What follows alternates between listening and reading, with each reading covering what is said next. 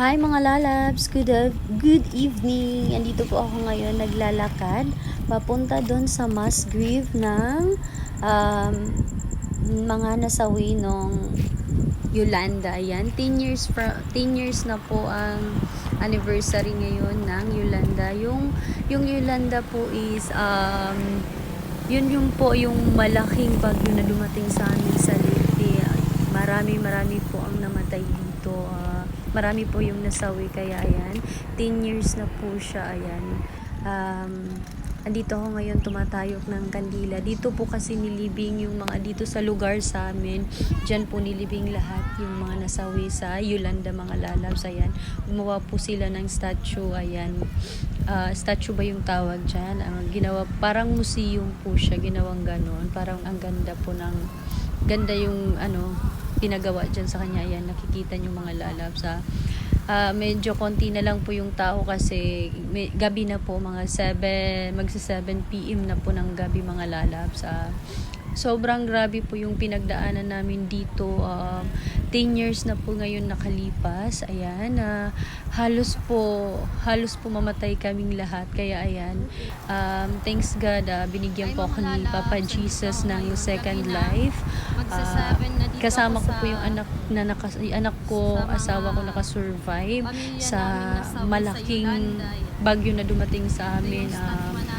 Tubig, lindol, ayan, malakas na ulan, malakas na alon ng tubig sa dagat ay napunta lahat sa amin. Ayan, 20 feet po yun, 20 feet ang taas, mga lalabs. Ayan, may mga nagsisindi po ng kandila dyan, mga lalabs. Ayan, ikot-ikot, iikutin ko po ito dito. Yan, yan, may mga ginawa po sila na nakaka-relate sa nangyari po sa amin. Yan, mga lalabs, may nagbibigay ng pagkain, gumawa silang statue. Ayan, sobrang hirap po niya ng gabing, hindi gabi nangyari, is 9 AM po. Nag-start is yung bagyo dati, yung Yolanda, mga 7 hanggang 9 AM. Sobrang hirap po, grabe. Maraming namatay. Ayan. And remember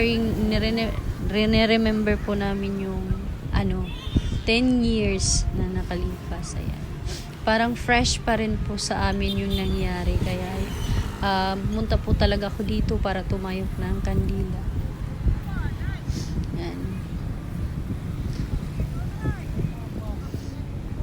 Kanina, mga lalabs, maraming tao dito, maraming mga riders, may pare din dito, nagmas, ayan, nag-alay din ng mga kandila. Ayan, sobrang daming tao dito kanina, medyo maaga-aga pa na tumayog po sila ng kandila. Kapag naalala ko po yung Yolanda, sobrang sakit po, as in maraming karahasan, yung karahasan na namin na experience. Ayan, yan po, dyan po lahat nilibing po yung mga nasawi nung Yolanda. 10 years na po nakalipas.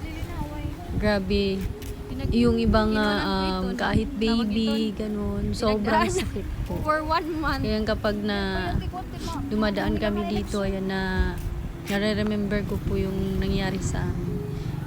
Ayan, sobrang blessed ko po dahil binigyan pa po kami ng second chance, second life pala ni Papa God. Ayan.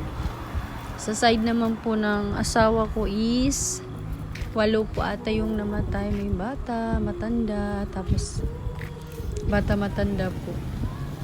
Sobrang sakit.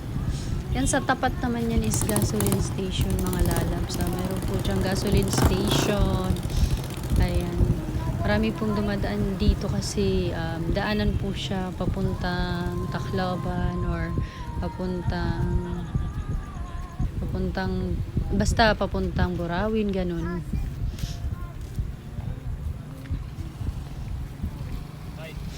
Dati nung first pa lang, yung parang fresh pa lang, 1 year, sobrang daming tao dito, as in sobrang daming tao. Ngayon yung iba kasi maaga na tumayo, naglagay ng kandila, ganun.